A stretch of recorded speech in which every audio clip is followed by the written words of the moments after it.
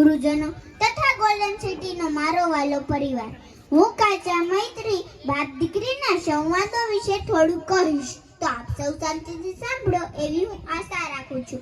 સાથે સોનેરી સિંહાસનના સરદાર એવા અમારા લક્ષ્મણ દાદાનો ખૂબ ખૂબ આભાર માનું છું કે મને બે શબ્દ બોલવાનો મોકો આપ્યો.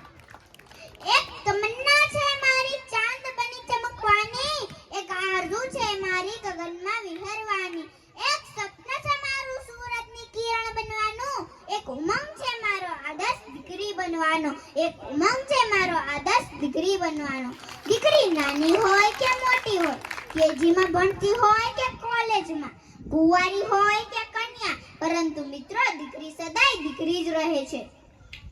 નાનપણમાં પિતા સાથે ચપચપ બોલતી હોય, માતાનું માન ન રાખતી હોય, ભાઈને ભાઈઓ ના મૂકતી હોય, બહેન સાથે બાથોબાથ આવતી હોય, શેરીમાં સીપલા ઉડાડતી હોય, પરંતુ મિત્રો દીકરી જ્યારે મોટી થાય છે ને ત્યારે ગંભીરતા ધારણ કરે છે. દીકરી વાળનો દરિયો કહીને અમને ના સતાવો, અમે ભલે નાની વીળી છીએ દરિયો કદી ન બનીએ. દીકરી એ જ અમારે મન દીકરો છે એવું કહેનાર મા બાપને બે હાથ અને ત્રીજું માથું નમાવીને વિનંતી કરીએ છીએ કે અમારે નથી બનવો દીકરો, અમે દીકરી બનીને તમારું નામ રોશન કરવા સક્ષમ છીએ. દીકરી જાતનો તોફાન કરવા વાળા સૌ સાંભળી લેજો. છેલ્લા 10 વર્ષ ધોરણ 10 અને 12 ના પરિણામ જોઈ લેજો. દીકરીનું જ પરિણામ ઉજળું છે. એક નાની જ્યોતિ વીજળી આપને પ્રકાશમય બનાવે છે.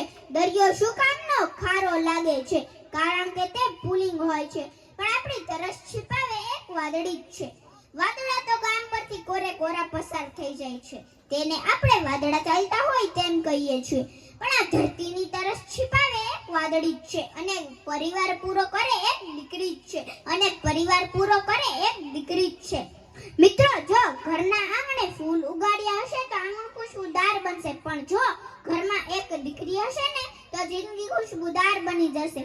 પાઘડી તારી પડવા નહીં દઉં કોઈના પગમાં, તારા જેવો પ્રેમ બાપ કોણ કરે જગમાં. પારકા ઘરનું હું પાડવું જાજાદી મારે ક્યાં હીરાવું, લાડ લડાવે લે બાપુ પંખી તારું ઉડી જશે, બાપુ તારું કોણ થશે, પંખી તારું ઉડી જશે, બાપુ તારું કોણ થશે. અસ્તુ અને નમસ્કાર.